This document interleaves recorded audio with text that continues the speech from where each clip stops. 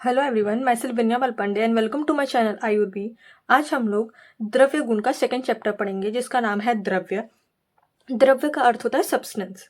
Syllabus में इससे 2-3 points आने वाले हैं, जैसे पंचभौतिकता ऑफ द द्रव्यस। सेकंड है उत्पत्ति भेद, योनि भेद, प्रयोग भेद, प्रभाव भेद, दोष भेद, रस भेद और कर्म भेद। इन सब अपने को द्रव्य का क्लासिफिकेशन बताना है। मतलब इससे 2 क्वेश्चंस बनने की पॉसिबिलिटी है। पहला द्रव्य की पंचभौतिकता और सेकंड है क्लासिफिकेशन ऑफ द्रव्य। तो हम द्रव्य क्या होता है वो देखेंगे। तो द्रव्य की निरुक्ति है, द्रव्य शब्द की निष्पत्ति ध्रुवगतो धातु से हुई है। ध्रुवगतो धातु ये इंपॉर्टेंट है, ठीक है, जिससे प्रयोग से रोग जो है वो दूर हो जाता है, व्यक्ति स्वस्थ हो जाता है। इसे ही द्रव्य कहा गया है। द्रव्य 2 टाइप के होते हैं, एक औषध, दूसरा आहार। अब द्रव्य के हम लक्षण देखेंगे। यत्राशिता कर्म गुणा कारणम समवाय यत्र द्रव्यम, ये चरक सूत्र स्थान 1/15 में बोला गया है, 51 में बोला गया है। चरक के अनुसार जिसमें गुण व कर्म आश्रित हो या जो अपने कार्य द्रव्यों का समवाय कारण हो उसे ही द्रव्य कहा गया है। नेक्स्ट है द्रव्य लक्षण तु क्रिया गुणत्व समवाय कारणम इति। ये आचार्य सुश्रुत ने बोला है, क्रिया व गुण से युक्त तथा कार्य का समवाय कारण होने से, मतलब ये जो है ये द्रव्य का लक्षण है। थर्ड, रस वैशेषिक के अनुसार द्रव्यम आश्रम लक्षणम पंचनामम, मतलब इसमें 5 लक्षण होते हैं, रस, गुण्य, वीर्य, विपाक एवं कर्म। इन 5 का द्रव्य में आश्रित होना ही द्रव्य का लक्षण है। मतलब द्रव्य का लक्षण क्या है कि उसके अंदर रस, गुण, वीर्य, विपाक और कर्म, ये 5 चीजें उसके अंदर प्रेजेंट होना। नेक्स्ट है रसादि नाम पदार्था नाम तद आश्रित भूतम तद द्रव्यम। रसादि पंच पदार्थ जिसके आश्रयभूत हो उन्हें ही द्रव्य कहा गया है। इसमें भी 5 पदार्थों की बात करिए, और 5 पदार्थ कौन से हैं? रस, गुण, वीर्य, विपाक और प्रभाव। नेक्स्ट है पदार्थ में निम्न 3 लक्षण पाए जाते हैं। अब पदार्थ में कौन से 3 लक्षण पाए जाते हैं? पहला है गुण तथा कर्म। द्रव्य में गुण और कर्म समवायी संबंध से रहता है। सेकंड है कारण, जो कर्म का कारणभूत होता है, जैसे मांस खाने से शरीर में समगुण की प्राप्ति होती है, ठीक है, मतलब हमारे जो दोष है वो समगुणों में रहते हैं, क्या खाने से? मांस खाने से। थर्ड है समवाय कारणम, जो समवाय संबंध से कार्य करता है उसे ही हम द्रव्य कहते हैं। अब हमारा नेक्स्ट इंपॉर्टेंट टॉपिक है द्रव्यों की पंचभौतिकता। द्रव्यम पंचभौतिकता, मतलब सारे जो द्रव्य है वो पंचभौतिक है। तत्र पार्थिव आप्य तेजो वायव आकाशानाम समुदायात द्रव्य भी निर्विद्यते। ये किसने बोला है? सुश्रुत आचार्य ने बोला है। According to Acharya Charak and Sushrut, prithvi, aap, tej, वायु और आकाश। आप मतलब जल, मतलब पृथ्वी, जल, तेज, वायु, तेज अर्थात अग्नि, वायु और आकाश, इन 5 महाभूत से मतलब इन 5 महाभूत के समुदाय से कार्य द्रव्यों की उत्पत्ति हुई है। अब dravya is formed by an appropriate combination of prithvi, aap, tej, वायु एंड आकाश महाभूत। Even through द्रव्य is composed of पंचभौतिकतास depending on the प्रधानता of पंच महाभूत। द्रव्यस are classified into पार्थिव, आप्य, अग्नि, वायव एंड आकाश। ऑल द कार्य द्रव्यास are made up of panch महाभूत। जितने भी कार्य द्रव्य की उत्पत्ति हुई है वो सब कहाँ से हुई है? पंच महाभूतों से हुई है। अब हम इसको डिटेल में देखेंगे कि कैसे हुई है। इह ही द्रव्यम पंचभौतिकतम तस्य अधिष्ठान पृथ्वी योनिरुद्धक नीलान समवाय तीव्रति विशेषो उत्कर्षण तु वय उत्पदेश। ठीक है, कार्य द्रव्य की उत्पत्ति में पृथ्वी उसका आधारभूत है, मतलब अधिष्ठान जो है वो पृथ्वी है। मतलब कोई भी कार्य द्रव्य है उसमें जो है उसका जो अधिष्ठान माना गया है वो पृथ्वी महाभूत को माना गया है। ठीक है, अब जल योनि रूप अवयवों को मिलाने का कार्य करता है। अब जल जो है हम एक एक का देखेंगे। सबसे पहले पृथ्वी का देखेंगे। तो पृथ्वी का काम क्या है कि उसमें अधिष्ठान प्रोवाइड करता है। सेकंड है जल महाभूत। तो जल महाभूत क्या करता है? वो योनि रूप अवयवों को मिलाने का कार्य करता है। मतलब जैसे टिश्यूज हो गया, इन सबको जो कंबाइन रखने का कार्य है, वो सब जो है वो जल महाभूत करता है। नेक्स्ट है आकाश, वायु और तेज महाभूत, तीनों का एक मतलब कंबाइन करके बताया है कि आकाश, वायु और तेज महाभूत है, ये क्या करता है, स्वरूप उत्पत्ति करता है, मतलब स्वरूप, ये किसी भी चीज को रूप प्रोवाइड करता है, एवं एक दूसरे से भिन्नता होती है, मतलब इनमें क्या होता है, एक दूसरे में भिन्नता दिखाता है कि हर चीज पर्टिकुलरली अलग अलग दिखाई दे रही है, ये किसके कारण होता है, आकाश, वायु और तेज महाभूत के कारण हो रहा है। अब हम इसे ना एक एग्जाम्पल के थ्रू पढ़ेंगे। पौधे की उत्पत्ति में पृथ्वी आधारभूत है, मतलब पौधे की अगर उत्पत्ति करना है हमें तो पृथ्वी का होना जरूरी है, मतलब लैंड, मतलब सॉइल वगैरह का होना जरूरी है। ठीक है, तो यहाँ पे हम लोगों ने कौन सा महाभूत पढ़ा, पृथ्वी महाभूत। जल उसके अवयवों को मिलाने का कार्य करता है, मतलब जल अगर हम उसमें पानी डालेंगे तो वो क्या करेंगे, अवयवों को मिलाने का कार्य करेगा। ठीक है, तेज पाक के द्वारा उसकी अंकुरित अवस्था विशेष एवं रूप की उत्पत्ति में, मतलब जो है तेज, मतलब अग्नि महाभूत काय के लिए यूज होता है, उसका अंकुरित मतलब उसमें बर्ड्स लाने के लिए, उसके फर्दर लीव्स और इन सबको फॉर्म करने के लिए अग्नि महाभूत की यूज होता है। नेक्स्ट हमारा है वायु। वायु अवयव की वृद्धि में, मतलब वायु का कार्य क्या है, किसी भी चीज की वृद्धि करने में। ठीक है, आकाश उसके अवयवों के बीच में अवकाश प्रदान करने के लिए, मतलब आकाश महाभूत नहीं रहेगा तो वहां पे होलो स्पेस नहीं रहेगी, मतलब ये क्या करता है, गैपिंग प्रोवाइड करता है। ठीक है, नेक्स्ट है if we observe the srishti कर्म, मतलब जिस हिसाब से हमारी जो सृष्टि का निर्माण हुआ है, मतलब यूनिवर्स और हमारे सारे इसका। नेक्स्ट है if you observe the srishti karma it is evident that all the dravyas are an outcome of panch mahabhut, मतलब जब हम सृष्टि कर्म देखेंगे तब हमें पता चलेगा कि तो पंच महाभूत है, इसी से सारी चीजों की उत्पत्ति हुई है। Panch mahabhut become an inborn constitute of every dravya in the universe, मतलब अगर कोई भी हम, जैसे हम लोग एक ग्लास भी ले रहे हैं तो उसके अंदर भी पंच महाभूत है, ह्यूमन बॉडी के अंदर भी पंच महाभूत है, मलों के अंदर भी पंच महाभूत है, अर्थात इस यूनिवर्स में जितनी भी चीजें हैं वो सब पंच महाभूतों से बनी है, और हमारी जो सृष्टि है, मतलब ये जो यूनिवर्स बना है ये भी पंच महाभूतों से ही बना है। नेक्स्ट हमारा टॉपिक है वो है द्रव्यों का औषधत्व। ठीक है, मतलब अनेन उपदेशेन नान औषधि भूतम जगति किच्छ द्रव्य उपलब्धयन्ति ताम ताम युक्तिम अर्थ च तत् तम अभिप्रियते। ऑल द कार्य द्रव्यास आर औषध, मतलब जितने भी कार्य द्रव्य है वो सारे के सारे औषध है। देयर इज नो कार्य द्रव्य in the universe which is devoid of medicinal properties, मतलब ऐसे कोई भी कार्य द्रव्य नहीं है जिसके अंदर मेडिसिनल प्रॉपर्टीज नहीं है। दिस द्रव्य need to be use according to युक्ति एंड अर्थ, अगर हमें उसका, हम जानते हैं कि कैसे उसका यूज करना है, हम हमारी युक्ति का प्रयोग करके अगर हम किसी भी औषधियों का प्रयोग करते हैं तो वो बहुत यूजफुल होती है, और वही हम अगर युक्ति का प्रयोग ना करके कोई भी मेडिसिन हम देते हैं तो वो एक विष की तरह यूज होती है। संसार में ऐसा कोई द्रव्य नहीं है जो औषध न हो, एवं वे औषधि भिन्न भिन्न युक्ति एवं प्रयोजन के अनुसार प्रयोग किया जाता है। शरीर व द्रव्य के गुण एक समान होते हैं, इसलिए दोषों की वृद्धि एवं क्षय का कारण द्रव्य भी होते हैं, मतलब जो शरीर व द्रव्य इनके जो गुण है वो समान होते हैं, इनकी इसलिए जो दोषों की वृद्धि और क्षय का जो कारण है वो भी इनमें सेम होता है। अतः द्रव्य का प्रयोग औषध के रूप में भी और दोषों की वृद्धि एवं क्षय में भी किया जाता है। अर्थात जब हम द्रव्यों का प्रयोग करते हैं, मतलब जैसे हमने कोई भी एक द्रव्य ले लिया, उसका जब हम प्रयोग करेंगे तो औषध के रूप में हम उसका वृद्धि भी करवा सकते हैं उन द्रव्य से, और उसका क्षय भी करा सकते हैं। तो ये क्या हुआ, द्रव्य का औषधत्व। नेक्स्ट बहुत इंपॉर्टेंट टॉपिक है, एग्जाम में 5 या 10 नंबर के लिए पूछा जाता है, द्रव्य की प्रधानता। अब इसके बारे में हम लोग डिटेल पढ़ते हैं। सुश्रुत संहिता में सूत्र स्थान में 14 नंबर का जो चैप्टर है उसमें हम लोग इसका डिटेल में पढ़ते हैं कि द्रव्य की प्रधानता कहाँ देखने मिलती है। पहला है वह अस्तित्व। द्रव्य के स्वरूप में एक व्यवस्था, मतलब स्थिरता रहती है, मतलब हमने कोई भी एक द्रव्य लिया उसके अंदर एक स्थिरता है, लेकिन ये जो स्थिरता वाला जो गुण है वो गुण में और कर्म में नहीं होता है। जैसे कि आम्र उत्पत्ति काल, मतलब जब हम आम की उत्पत्ति देखते हैं तो आम्र उत्पत्ति काल के अंत तक आम ही रहता है, मतलब हम अगर हम आम की उत्पत्ति देख रहे हैं तो वो अभी भी आम है, और आप दो महीने बाद भी देखोगे तब भी वो आम ही है।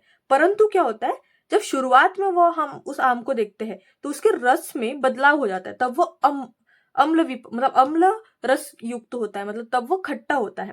वही जब वो पक्व अवस्था, जब हम 2 महीने बाद उस आम को खाए तो वो क्या हो जाता है, मधुर हो जाता है। तो हमने इसमें क्या देखा कि रस में चेंजेस हो रहा है लेकिन द्रव्य में चेंज नहीं हो रहा, मतलब आम ऑरेंज में कन्वर्ट नहीं हो रहा है, आम आम ही है, ठीक है, लेकिन उसके गुणों में परिवर्तन हो रहा है, ठीक है। नेक्स्ट है नित्यत्व। द्रव्य जो है वो गुण कर्म के अपेक्षा नित्य है, मतलब जो द्रव्य है वो गुण और कर्म के अपेक्षा जो है वो नित्य है, क्योंकि काल, गुण, जल, वात आदि कारणों से रसादी गुण नष्ट हो जाते हैं। मतलब अगर बहुत ज्यादा टाइम हो गया है या बहुत ज्यादा हमने पानी दे दिया है या कोई भी बहुत ज्यादा हवाएं चल रही है, इसके कारण क्या होगा, रसादी गुण जो है वो तो नष्ट हो जाएंगे, परंतु जो द्रव्य है वो नष्ट नहीं होगा, परंतु उस अवस्था में भी द्रव्य द्रव्य ही रहता है। मतलब किसी भी फैक्टर्स के थ्रू, मतलब फिजिकल जो फैक्टर्स है उसके थ्रू हम लोग रस में बदलाव दे सकते हैं, गुणों में बदलाव देख सकते हैं, लेकिन उसके द्रव्य में बदलाव नहीं देख सकते हैं। सवजातीय अवस्था थर्ड है। परिणाम होने पर भी द्रव्य अपनी पार्थिव या आदि जाति में स्थिर रहने के कारण प्रधान है। मतलब द्रव्य जो है उसमें जो पार्थिव गुण है, मतलब जो पृथ्वी महाभूत जो डोमिनेंट है वो वैसा ही रहता है। यथा दधि अधोपानात अपनी पार्थिव आदि जाति में ही रहता है। मतलब दही को अगर हम रात भर रखें तब भी वो पृथ्वी, मतलब जो डेंसनेस है या पृथ्वी महाभूत का ही कंटेंट होता है, लेकिन हम उसके रस में देखें तो वो मॉर्निंग में जो है वो, जबकि उसका रस तरुण अवस्था में, मतलब जब वो नया नया दही बना था तब वो मधुर था, और हम उसको कालांतर मतलब रात भर के लिए रखा तो उसका जो रस है वो अम्ल में कन्वर्ट हो गया। नेक्स्ट है पंच इंद्रिय ग्रहण। 5 इंद्रिय, कौन सी इंद्रिय, ज्ञान इंद्रिय के द्वारा ग्रहण किए जाने से द्रव्य प्रधान है, जबकि रस, गंध आदि गुणों का ग्रहण एक ही विशिष्ट इंद्रियों से होने के कारण वे अप्रधान है। मतलब देखो द्रव्य में क्या है, सारे महाभूत प्रेजेंट है। मान के चलो कि जैसे हमने ऑरेंज ले लिया तो ऑरेंज में पृथ्वी महाभूत है, वाटरी कंटेंट है इसलिए जल महाभूत है, स्पेस है उसके बीच में तो आकाश महाभूत है। ये सब हमका 5 इंद्रिय उनके उसके अंदर प्रेजेंट है। हम स्पर्श कर सकते हैं उसे, स्मेल मतलब गंध ले सकते हैं, लेकिन हम अगर हम रस और गंधादि गुणों की बात करें तो वो क्या है, वो अप्रधान है। आ रहा है आश्रय तत्व। द्रव्य आश्रय है, वह रसादि धातु जो है वो आश्रित है। आश्रित मतलब परतंत्र, मतलब इंडिपेंडेंट नहीं है वो, तो अप्रधान, जबकि आश्रय स्वतंत्र होने के कारण प्रधान होता है। मतलब जो द्रव्य है वो स्वतंत्र है इसलिए वो प्रधान है, ठीक है। नेक्स्ट है आरंभ साथ में अर्थ। चिकित्सीय आदि कर्मों के आरंभ की योग्यता द्रव्यों में होती है किंतु रसादि में नहीं होती। जैसे विदारी गंधादि जो गण को कटु कर पकाने का मतलब है कि उस वर्ग के द्रव्यों का बोध होना, मतलब उसके जो जितने भी उस वर्ग में जो द्रव्य आते हैं उन सबको हम क्या करेंगे, पकाएंगे, ना कि तदाश्रित, मतलब उसमें जो रस है उसकी बात कर रहे हैं हम, ठीक है। 7th है हमारा शास्त्र प्रामाण्यम। मतलब शास्त्र में द्रव्य ही प्रधान रूप से निर्दिष्ट है, मतलब शास्त्रों में जो है द्रव्य को ही ज्यादा माना गया है, ना कि रसादी गुणों को माना गया है, ठीक है। नेक्स्ट है क्रम अपेक्षित। रस गंधादि द्रव्य के कर्म के अनुसार बदलते रहते हैं, अतः द्रव्यों के जो कर्म के अनुरूप ही रस गंधादि गुणों की उत्पत्ति का कर्म अपेक्षित होने से ही द्रव्य की प्रधानता है। जैसे कि जो तरुण द्रव्य में रस गंधादि भी तरुण मतलब अपक्व रहते हैं, एवं संपूर्ण परिपक्व द्रव्य में रस गंधादि पूर्ण हो जाते हैं। मतलब अगर हम उसको बहुत अर्ली स्टेज में ले ले तो वो अपक्व रहते हैं, वही हम उसको थोड़े दिनों बाद ले, जब वो पक्व हो जाए तो उसके अंदर के जितने भी कंटेंट है, रस गंध, ये सब भी क्या हो जाते हैं, पूरा कंप्लीट फिलअप हो जाते हैं उनके अंदर। नेक्स्ट है एक देश साधित्व। द्रव्यों में एक देश में भी रोगों की चिकित्सा हो जाती है, जबकि रसादी में एक देश से चिकित्सा नहीं हो पाती। मतलब जो सुनही, जो महावृक्ष जिसको बोला गया है सुनही, के शीर से ही गुल्म रोगों का नाश हो जाता है, ऐसे उन्होंने उदाहरण के रूप में बताया। 10th है विकल्प सामर्थ्य। इसमें कहा गया है कि कल्क, कषाय आदि विविध कल्पनाएं द्रव्यों की ही होती है, रसादियों की ये जो कल्पनाएं बताई गई है ये सब नहीं होती है। नेक्स्ट है तर और तम, ये जो योग है उनकी अनुपलब्धि। ठीक है, रसादी में तर तम का प्रयोग होता है किंतु द्रव्य में नहीं होता। मतलब हम अगर रसों की बात करें उसमें हम कोई भी जैसे मधुरतर, मधुरतम, हम इसका प्रयोग करते हैं, लेकिन अगर हम वही बोले कि द्रव्य में हम ये सब प्रत्यय, मतलब ये जो तर और तम है, ये जो यहाँ लिखा ही है कि तर तम प्रयोग प्रत्यय का प्रयोग होता है। जैसे हम लोग रसादी में तर और तम का प्रयोग करते हैं, परंतु द्रव्यों में तर और तम इन प्रत्ययों का प्रयोग नहीं करते हैं। मधुरतम, मधुरतर का प्रयोग किंतु हरित की तर, हरित की तम, इन शब्दों का प्रयोग हम नहीं करते हैं। तो ये सब बताया गया है कि इसमें द्रव्य को क्यों प्रधान माना गया है रसादी और गुण से। हमारा नेक्स्ट सबसे इंपॉर्टेंट टॉपिक है वो है द्रव्यों का वर्गीकरण, मतलब क्लासिफिकेशन ऑफ द्रव्य। आयुर्वेद में द्रव्य को निम्न प्रकार से वर्णित किया गया है। मतलब आयुर्वेद में कितने टाइप से बताया वो सब हम इसमें डिटेल में देखेंगे। पहला है कार्य कारण भेद से। सिलेबस में जितना दिया है उतना भी है और थोड़ा बहुत एडिशनल है जो आंसर को थोड़ा लेंथी बनाने में यूज होगा। तो पहला है कार्य कारण भेद से। तो कार्य द्रव्य और कारण द्रव्य। अब कार्य द्रव्य क्या होता है? कारण द्रव्यों से उत्पन्न सृष्टि के सभी तत्व जो है वो कार्य द्रव्य कहलाते हैं। ठीक है, अब कारण द्रव्य क्या होता है? कारण द्रव्य का श्लोक है ख आदिन्य आत्मा मन काल दिशाश्च द्रव संग्रह। अर्थात सृष्टि के मौलिक तत्व जिससे सभी द्रव्य उत्पत्ति होती है उन्हें कारण द्रव्य कहा गया है। इसकी संख्या कितनी होती है? 9। मतलब कारण द्रव्य की संख्या 9 मानी गई है। पृथ्वी, आप, तेज, वायु, आकाश, आत्मा, मन, काल और दिशा। नेक्स्ट हमारा है वो है चेतन और अचेतन भेद से।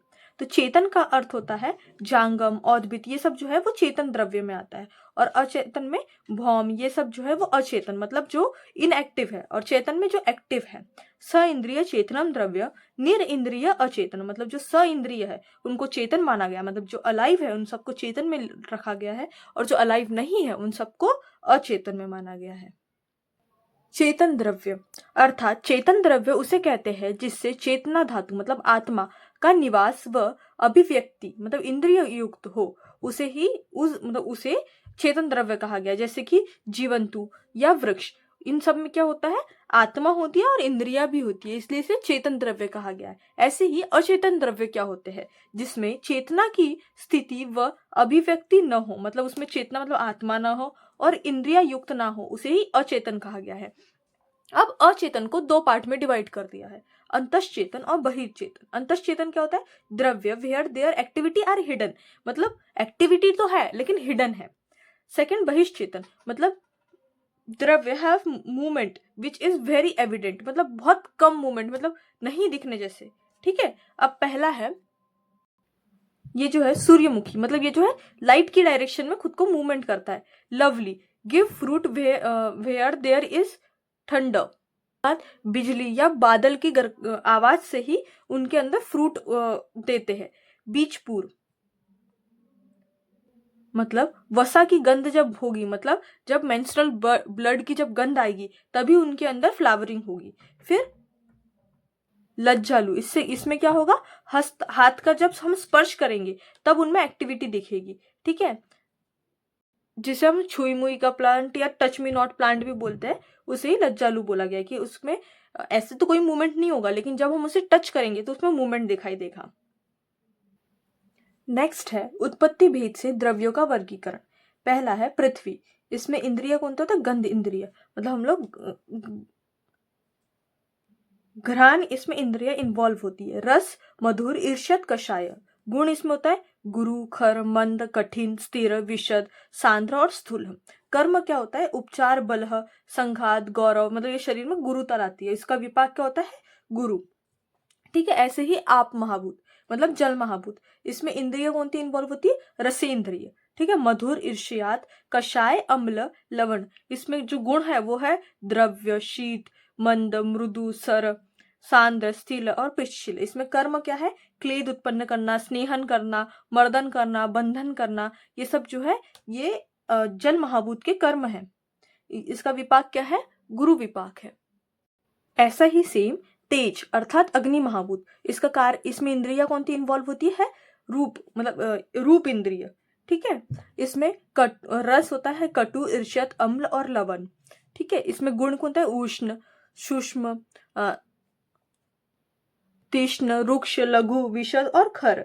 इसमें कार्य क्या है, दहन करना, पाचन करना, प्रभा, जैसे हम कैसे सौंदर्य कैसे दिख रहा है, वर्ण, इन सबको हम अच्छा करना, तापन करना, ऊर्ध्व गमन करना, ये सब काय में आएगा, तेज महाभूत अर्थात अग्नि महाभूत के अंदर। नेक्स्ट है वायु महाभूत। इसमें हमें क्या स्पर्श के द्वारा पता चलता है, स्पर्श इंद्रिय इसके अंदर एक्टिव होती है। कषाय, ईर्ष्यत, तिक्त। ठीक है। इसके अंदर हम अगर गुण देखें तो वो है लघु, रुक्ष, शीत, खर, विशद, सूक्ष्म, व्यवायी और विकासी। ऐसे ही इसका कार्य जो है वो है विचारण, गलपन और लाघवकरण मतलब लघुता लाता है, कर्षण मतलब दुबला पतला होता है। ये सब जो है वो वायु के गुण है। इसका जो विपाक है वो है लघु। ऐसा ही हमने तेज महाभूत का विपाक नहीं देखा था, वो भी लघु, मतलब जो पहले की दो पृथ्वी और जल महाभूत का ही विपाक गुरु था, और बाकी तेज महाभूत, वायु महाभूत और आकाश महाभूत, इन तीनों का विपाक जो है वो लघु है। ठीक है। आकाश महाभूत में जो इंद्रिया इन्वॉल्व होती है वो होती है शब्द इंद्रिया। ठीक है। इसके अंदर जो रस इसके अंदर इन्वॉल्व नहीं होता तो अव्यक्त है। ठीक है। इसके अंदर का गुण क्या है, मधुर, लघु, श्लक्षण, सूक्ष्म, व्यवायी, विशद और विभक्त। ये सब क्या है, आकाश महाभूत के गुण बताए गए हैं। ठीक है। अब इसका कर्म क्या है, मादर्व, विवरण या लाघव, ये सब किसके कर्म है, आकाश महाभूत के। और ये क्या लाता है, शरीर में लघुता लाता है। तो ये विपाक इसका जो है वो लघु है। ठीक है। हम देखेंगे योनि भेद से द्रव्यों का वर्गीकरण। अब हम इसमें 3 टाइप से देखेंगे, जांगम, औद्भिद और भौम। तो जांगम द्रव्य, जो द्रव्य जांगम प्राणियों से प्राप्त हो उसे जांगम द्रव्य कहा गया है। जैसे जरायुज, अंडज, स्वेदज और औद्भिद। ये सब आपको बहुत इजी लगेगा क्योंकि हम लोग ऑलरेडी फर्स्ट ईयर में ये सब पढ़ कर आए हैं पदार्थ में। ठीक है। अब जरायुज क्या होता है, जो प्लेसेंटा से घिरा हुआ हो, गर्भावस्था में जरायु से आवृत हो, जैसे ह्यूमन बींग हो गया, गाय हो गया, ऑलमोस्ट सारे ही एनिमल जो प्लेसेंटा से आवृत हो उन सबको जरायुज में लिया है। अंडज, अंडों से उत्पत्ति, जिन चीजों की अंडों से उत्पत्ति हुई है, जैसे पक्षी हो गया, सर्प हो गया, मतलब स्नेक हो गए, बर्ड्स हो गए, इन सबका अंडों से उत्पत्ति होती है। स्वेदज, उष्मा, भाष्प या प्राणियों के स्वेद से, मतलब उष्मा से, भाष्प से या प्राणियों का जो स्वेद है मतलब जो पसीना है उससे जिसकी उत्पत्ति होती है उसे स्वेदज में रखा गया है, जैसे कि कृमि, कीट, इन सब की। ठीक है। औद्भिद, जो पृथ्वी को फोड़कर निकलता है, मतलब पृथ्वी से बाहर जो निकलता है उसे उन सबको औद्भिद में रखा है, जैसे मंडूक, बिर, बहुटी, ये सब जो है औद्भिद के उदाहरण है। नेक्स्ट है औद्भिद गण। औद्भिद या वानस्पतिक द्रव्य वह है जो पृथ्वी को फोड़कर निकलते हैं। वनस्पति, जिसमें केवल फल दिखाई दे या फूल नहीं, जिसमें बस क्या हो, फल हो, फूल नहीं हो, जैसे वट, गुलर, इन सब में, इन सबको वनस्पति में रखा है। वानस्पत्य क्या है, पुष्प व फल दोनों दिखाई दे, जिसमें पुष्प और फल मतलब फूल और फल दोनों दिखाई दे, आम, जामुन ऐसे। औषधि, फल लगने पर या फल पकने पर जो नष्ट हो जाए उन सबको औषधियों में रखा है, मतलब गोधूम। ठीक है। तो विरुद्ध, इसके 2 टाइप में बताएं, लता और गुल्म। लता मतलब क्या होता है, क्लाइंबर्स, और गुल्म मतलब करवीर। ठीक है। अब थर्ड जो हमने देखा था वो है भौम द्रव्य। भौम या पार्थिव द्रव्य जो भूमि से प्राप्त होते हैं। इसमें प्राकृत या कृत्रिम, जो प्राकृत अवस्था से भूमि से निकलते हैं, जैसे मतलब जो नेचुरली जो भूमि से निकलते हैं, अर्थ से निकलते हैं, जैसे लोह, अभ्रक, ये सब जो है नेचुरली मिलते हैं। ठीक है। और कृत्रिम, जो कृत्रिम विधियों से बनाए जाते हैं, मतलब जिनको बाय ह्यूमन बनाया जाता है, जैसे लवण और क्षार। अब द्रव्य जो है वो 2 टाइप के हैं, कार्य द्रव्य और कारण द्रव्य।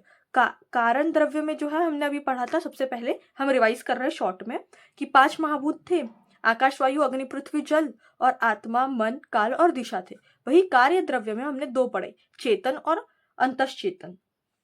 अब चेतन में हमने 2 पढ़े, बहिश्चेतन और अंतश्चेतन। अब बहिश्चेतन में हमने पढ़ा जरायुज, अंडज, स्वेदज और बीज। जरायु मतलब जो प्लेसेंटा से हुए हैं, अंडज अर्थात जो अंडों से उनकी उत्पत्ति हुई, स्वेदज मतलब जिनकी उष्मा, भाष्प या प्राणियों के जो स्वेद से उत्पन्न हुए हैं वो सब आएंगे स्वेदज में। औद्भिद में जो पृथ्वी को फोड़कर बाहर निकले हैं। वही हम अंतश्चेतन देखें तो उसमें 4 है, वनस्पति, वानस्पत्य, विरुद्ध और औषध। वनस्पति में हमने देखा कि जिसमें केवल फल है, फूल नहीं है। वानस्पत्य में हमने देखा कि फल और फूल दोनों है। विरुद्ध में हमने देखा कि ये जो है औषध के पकने या सड़ जाने पे जो बनता है वो सब हमारी औषधियों में आता है। और विरुद्ध में क्या होता है, जो भी क्लाइंबर्स हो गया, लता या करवीर, ये सब जो हमारे विरुद्ध में आता है। फिर था हमारा भौम, ये है अंतश्चेतन, मतलब इसमें कोई लाइफ नहीं है, मतलब अलाइव है ये। तो इसमें दो दो है, प्राकृतिक और कृत्रिम। प्राकृतिक मतलब जो नेचुरल सोर्स से हमें मिलता है, जैसे अभ्रक, लोह, ये सब हमें नेचुरली मिलते हैं। और कृत्रिम जो हम बनाते हैं, ये सब जैसे लवण और क्षार। ठीक है, अभी हमने पूरा रिवाइज कर लिया, अभी हम नेक्स्ट जाएंगे। सेम टॉपिक को ना बुक में थोड़ा डिटेल में दिया है कि different source and product of plant बोले हैं। मतलब जो हम प्लांट देखेंगे उसका अपन डिफरेंट सोर्स क्या है। मूल तत्व सार, निर्यास नाल, स्वरस पल्लवा, क्षार क्षीर फलम पुष्पम, भस्म तैलानी कंटका, पत्राणी श्रृंगा, कंदगाश्च प्रयोग प्रयोहारश्च औद्भितो गण। औद्भिद जो गण है उसमें क्या क्या प्लांट के प्रोडक्ट्स यूज होते हैं या कौनते पार्ट्स यूज होते हैं वो हम इसमें देखेंगे। जैसे मूल, त्वक, सार मतलब हार्डवुड हो गया या सैप हो गया, निर्यास मतलब जो गम निकलता है, नाल, स्वरस मतलब जो फ्रेश जूस हो गया, पल्लवा मतलब जो नई नई लीव्स ये है, मतलब उसको पल्लव बोला गया है, क्षार, शीर, फल, पुष्प, भौम, तेल, कंटक, पत्र, श्रृंगा मतलब जो टर्मिनल जो बर्ड है, मतलब जो एंड में जो छोटे से बर्ड आ जाते हैं वो सब, कंद, ये सब जो है वो औद्भिद गण के आता है। ऐसे ही हम जांगम गण भी देखेंगे। Different source and product of animals, जांगम गण, इसमें है मधुनी, गोरस, पित्त, वसा, मज्जा, फिर ये रुधिर, वीर्ण, मूत्र, चर्म, रेतस, अस्थि, स्नायु, श्रृंग, नख, खुरा, केश और लोम, ये सब क्या है, जांगम द्रव्य के अंदर आते हैं। तो अगर श्लोक याद हो जाए तो श्लोक बेस्ट है, या तो फिर नाम तो नॉर्मली याद ही हो जाते हैं। ये सब तो हम अपने मन से लिख सकते हैं कि हम प्लांट में क्या यूज करते हैं और एनिमल्स में क्या क्या यूज करते हैं। नेक्स्ट है हमारा पार्थिव गण। पार्थिव गण मतलब जो इनएक्टिव फॉर्म में, substance which are found underground are called the parthiv dravya. जैसे कि हम लेंगे ओर्स, मेटल, सॉल्ट, स्वर्ण, शिलाजित, या ये सुधा, मनशिला, ये सब जितने भी है हमारे रस, महारस, उपरस, ये सब जो पृथ्वी के अंदर पाए जाते हैं, ये सब हम पृथ्वी गण में रखेंगे। ठीक है, सेम इसका भी श्लोक इतना इंपॉर्टेंट नहीं है, बट अगर हो जाए याद तो कर लेना। नेक्स्ट हम लोग क्लासिफिकेशन देखेंगे अकॉर्डिंग टू प्रयोग भेद। प्रयोग भेद से द्रव्यों का वर्गीकरण। ठीक है, अब प्रयोग भेद में कैसे लाते हैं। Depending upon the usage of drug it may be classified into two types. मतलब जैसे प्रयोग मतलब हम कैसा उसका यूज कर रहा है, उससे अपन दो पार्ट में डिवाइड कर दिया, एक औषध द्रव्य और एक आहार द्रव्य। द्रव्य को दो पार्ट में है, औषध द्रव्य और आहार द्रव्य। औषध द्रव्य है उनको तीन टाइप में कर दिया, तीक्ष्ण द्रव्य, मध्य द्रव्य और मृदु द्रव्य। अब जो तीक्ष्ण द्रव्य है जैसे शुंठी, ये तीक्ष्ण होती है। मध्य द्रव्य मतलब ये नॉर्मल होती है, बिल्व, अग्निमंथ। मृदु मतलब ये सॉफ्ट इन नेचर होती है, मान के चलो, तो ये अम्ल की। से एक और क्लासिफिकेशन किया है, जैसे द्रव्य जो है उसको तीन पार्ट में डिवाइड कर दिया, दोष प्रशमक, धातु प्रदूषक और स्वास्थ्य हितम। जैसे कि दोष प्रशमन, अम्ल की जो है वो त्रिदोष हर होती है, दुर्लभ भी हो जाए, ये त्रिदोष हर होती है। ऐसे ही जो स्वास्थ्य के लिए हित होती है, जो स्वास्थ्य को बनाए रखता है, उसे स्वास्थ्य हितम में डाला है। जैसे रक्तशाली चावल हो गया, ये गोधुमा हो गया, ये सब जो है वो स्वास्थ्य के लिए अच्छा होता है। नेक्स्ट है वात शामक द्रव्य, मतलब जो वात का शमक, शामन है मतलब कम करता है, वो वाले जो द्रव्य है वो पित्त शामन द्रव्य, कफ शामक द्रव्य। वात प्रकोपक मतलब प्रकोपक द्रव्य में क्या होगा, वो रुक्ष होगा, लघु होगा, शीत होगा। पित्त प्रकोपक द्रव्य मतलब जो पित्त को बढ़ाए, वो द्रव्य में क्या क्या प्रॉपर्टीज होंगी, उष्ण होंगे, तीक्ष्ण होंगे, लघु होंगे। वैसे ही कफ को जो प्रकोप करे मतलब कफ को जो बढ़ाए, वो होंगे स्निग्ध, गुरु और पिश्चित। अभी हम नेक्स्ट देखेंगे रसों के आधार पर द्रव्यों का वर्गीकरण। अब कितने टाइप के रस बताएं, मधुर, अम्ल, लवण, कटु, तिक्त, कषाय। इसे हम लोगों ने डिटेल में इसलिए नहीं पढ़ा है क्योंकि हम ये रस, गुण, वीर्य, विपाक ये हम डिटेल में अभी नेक्स्ट चैप्टर्स में पढ़ने वाले हैं। तो हम लोगों ने रसों के आधार पर द्रव्यों का वर्गीकरण कितने टाइप में है, 6 टाइप में है, रस, मधुर, अम्ल, लवण, कटु, तिक्त और कषाय। ऐसे ही वीर्य के आधार पर द्रव्यों का वर्गीकरण 2 टाइप में है, एक शीत वीर्य और उष्ण वीर्य। ऐसे ही 50 प्रकार के महाकषाय भी बताए हैं। वो भी इसी चैप्टर में बताए हैं। अगर आप चाहते हो उसको भी हम डिटेल वीडियो में ले तो आप मुझे कमेंट में बता देना। और इसी के साथ हमारा चैप्टर खत्म होता है। और अगर आपको ऐसे ही हैंड रिटन नोट्स चाहिए और अच्छा एक्सप्लेनेशन चाहिए तो प्लीज़ मुझे लाइक शेयर और कमेंट करिए। और अगर कोई मिस्टेक होती है तो आप वो भी बताइए। और अगर कोई आप नया टॉपिक पढ़ना चाहते हो, नया सब्जेक्ट पढ़ना चाहते हो तो please let me know in the comment section. Bye.